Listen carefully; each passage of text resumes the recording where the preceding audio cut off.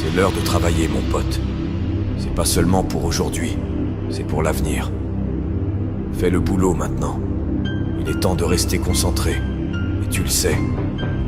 Ne te laisse pas distraire par ce qui se passe à l'extérieur. Dieu travaille en coulisses, dans ce domaine que tu ne peux pas voir. Les choses ont changé dès que tu as reçu ce en quoi tu croyais réellement. Les bonnes opportunités, les bonnes rencontres, la guérison, l'abondance. Tout commence à s'aligner en ta faveur. On parle de l'injustice, de la difficulté, du fait que personne ne comprend. Et devine quoi? Tout ça c'est vrai. Ce n'est pas équitable. La plupart des gens ne comprennent pas, et ils ne comprendront jamais.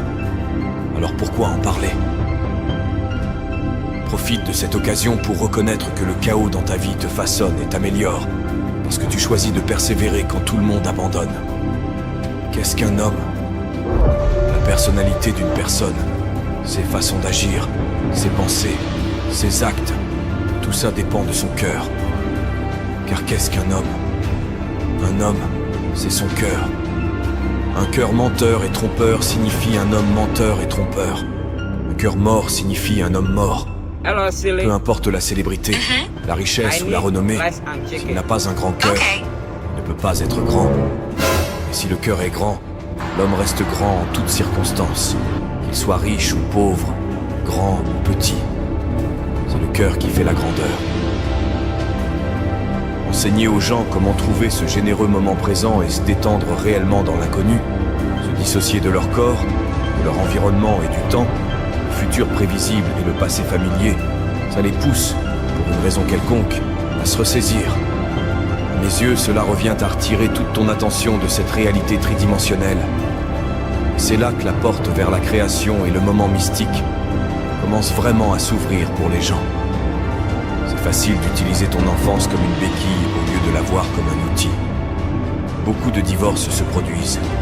Les gens disent que leur famille est dysfonctionnelle, utilisant ça comme une excuse. Mais ce n'est pas une excuse valable, parce que la famille de tout le monde est d'une manière ou d'une autre dysfonctionnelle. Élimine chaque béquille, débarrasse-toi de toutes celles-ci, et dis-toi que c'est à toi de jouer. Que vas-tu faire maintenant que tu as lâché tous ces fardeaux? Blâmer les autres est juste un moyen facile de s'en sortir.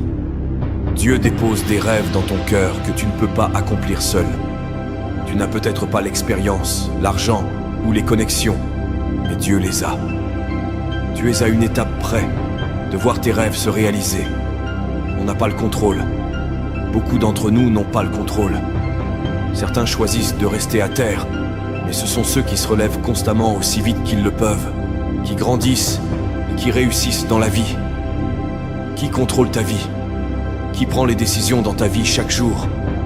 Qu'est-ce qui tire les ficelles dans ta vie? Avant de dire toi-même, pense à ça chaque jour quand tu te réveilles. As-tu pris les décisions que tu devais prendre pour progresser? T'en as besoin, sérieusement. Bien sûr, ça va devenir difficile. Bien sûr, plein de choses peuvent perturber ta concentration. Mais tu dois tenir bon, mon ami. C'est un autre niveau aujourd'hui. Si tu peux le voir dans ton cœur et que tu as le courage de le dire, ça arrivera. Souvent, les gens croient en certaines choses, mais les gardent pour eux. Si tu commences à parler de ce sujet, tu crées cette loi de l'attraction. Et ça deviendra réalité parce que tes rêves doivent être plus grands que toutes tes peurs et toutes les conséquences.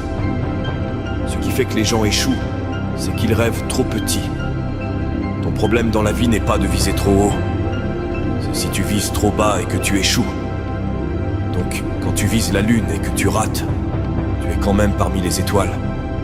Tout le monde le veut, mais la réalité est que tout le monde ne l'obtient pas. Le truc dingue, c'est que si tu le veux, tu peux l'obtenir. C'est pas comme si quelqu'un te bloquait, te mettait un fusil sur la tempe en te disant que tu ne peux pas l'avoir. C'est une question de volonté, de travail acharné, de sacrifice, de dévouement et d'engagement. Et je ne parle pas de l'engagement qui dit « Oui, je serai là ». Je parle de l'engagement disant « Je vais rester fidèle à ce que j'ai dit que je ferai. Quoi qu'il en coûte, je réussirai. » Poursuivre le succès, devenir quelqu'un d'incroyable, établir la norme pour les autres, montrer au reste du monde ce qui est possible, c'est un chemin très difficile. T'auras des gens mauvais, des circonstances inattendues qui surgiront. Toutes ces choses auxquelles tu n'avais jamais pensé viendront te gifler en pleine face encore. Et encore. Ça fait partie du jeu. À la fin de la journée, dans la vie, il n'y a que deux choses qui comptent. Ce n'est pas la plus grosse voiture, la plus grande maison, le compte en banque. C'est qui nous devenons dans la vie. C'est ce que nous donnons à la vie. S'il te plaît, ne sois pas de ces personnes qui deviennent des succès publics et des échecs privés dans ce monde. La réussite est difficile. Dieu a une vie incroyable pour toi. Tout ce que tu as à faire, c'est de lui demander, être prêt à travailler. Et cette partie du travail est dure. La réussite est difficile, mais laisse-moi te poser une question. N'est-ce pas aussi difficile de ne pas réussir? Alors maintenant, quel est le difficile ?